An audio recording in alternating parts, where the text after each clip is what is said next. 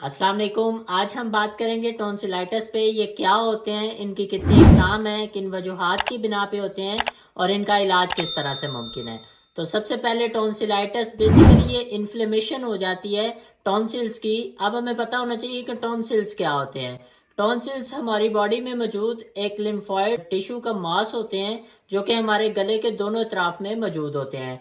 इनका काम ये होता है कि बाहर से आने वाले बैक्टीरिया और वायरसेस को ट्रैक करके अंदर जाने से रोकना होता है। जब किसी भी वजह से इनके अंदर इन्फेक्शन हो जाता है तो उस इन्फेक्शन के बायस इनकी इन्फ्लेमेशन हो जाती है, जिसे टॉन्सिलाइटिस कहते हैं। ये 5 से 15 साल के बच्चों में बहुत ज्यादा कॉमन होता है। अब बात करते हैं इसकी टाइप्स की कि इसकी इकसाम्स कितनी हैं। इसकी 3 इकसाम होती हैं। एक एक्यूट टॉन्सिलाइटिस होता है, एक रिकरेंट टॉन्सिलाइटिस होता है और एक क्रॉनिक टॉन्सिलाइटिस होता है। जो एक्यूट टॉन्सिलाइटिस होता है ये सडनली अपीयर होते हैं इसके सिम्टम्स और विद इन 7 डेज ये रिकवर हो जाता है। रिकरेंट टॉन्सिलाइटिस जो होता है ये बार बार होता है, मतलब एक दफा होता है ठीक हो जाता है, फिर होता है, फिर ठीक हो जाता है। इसी तरह साल में 8 से 10 दफा ये रिकरेंट टॉन्सिलाइटिस होता है। Next one is chronic tonsillitis. Chronic tonsillitis में क्या होता है, जब एक्यूट और रिकरेंट टॉन्सिलाइटिस ठीक नहीं होते, उनके सिम्टम्स लंबे अरसे तक रहते हैं और उसके अंदर पस की फॉर्मेशन शुरू हो जाती है, तो उसे क्रॉनिक टॉन्सिलाइटिस कहते हैं।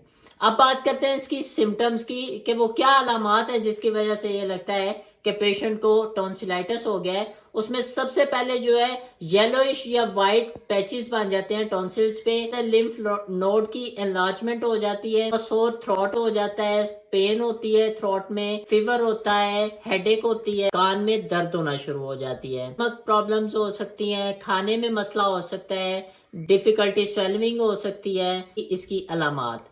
अब हम बात करते हैं इसकी काजेस की कि वो क्या वजूहात हैं जिसकी वजह से ये होता है।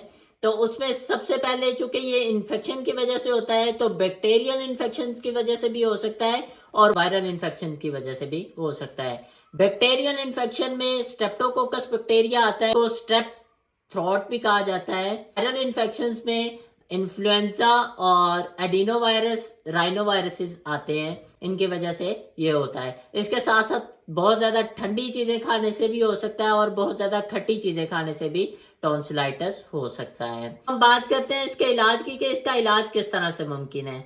एक होता है फार्मास्यूटिकल मैनेजमेंट और दूसरी होती है सर्जिकल मैनेजमेंट।